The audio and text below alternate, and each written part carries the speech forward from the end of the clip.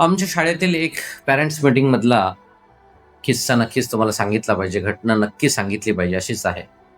Parent meeting सुरू होती. सर्व पालक समोर बसलेले होते. मुख्याध्यापक बोलत होते आणि तेवढ्यात गेटमधून एक विद्यार्थी येतो आणि सर्व शिक्षकांच्या पाया पडतो आणि मुख्याध्यापक सरांच्याही पाया पडतो. मुख्याध्यापक सर तेव्हा सर्व पालकांशी बोलत असतात. तेव्हा सर म्हणतात, "अरे प्रतीक आलास. बस बेटा, बाजूच्या चेअरवरती बस."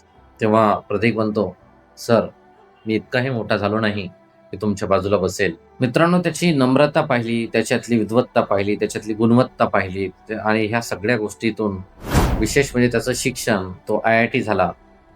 चांगलं पॅकेजसुद्धा त्याला आज आहे. UPSCची तयारी करतो आहे. परंतु हे सर्व मिळाल्यानंतर सुद्धा त्या विद्यार्थ्याने आमच्या सर्वांचं जे मन जिंकून घेतलं, तिथल्या उपस्थित पालकांचं मन जिंकून घेतलं.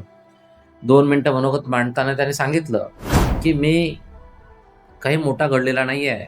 या शाळेतून मी पुढे आलो. या शाळेत मला सर्व शिकायला मिळालं आणि पालकांना माझी विनंती आहे, की तुम्ही आपल्या लेकराच्या हातामध्ये मोबाईल देऊ नका.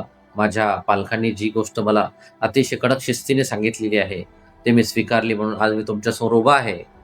अशा 1-2 गोष्टी सांगितल्या. कुठल्याही प्रकारचा त्याच्यामध्ये म्हणजे गर्व नव्हता. अगदी नम्रपणे त्याने सगळ्या गोष्टी सांगितल्या आणि सांगितलं, की बनायचं असेल तर अतिशय चांगला विद्यार्थी बनणे हे गरजेचं आहे आणि मी ते बनण्याचा प्रयत्न करतो. या सगळ्या गोष्टीतून एक लक्षात येतं, की विद्यार्थ्याने प्रतीकप्रमाणे बनण्याचा विचार केला तर खूप सुंदर जीवन आहे मित्रांनो.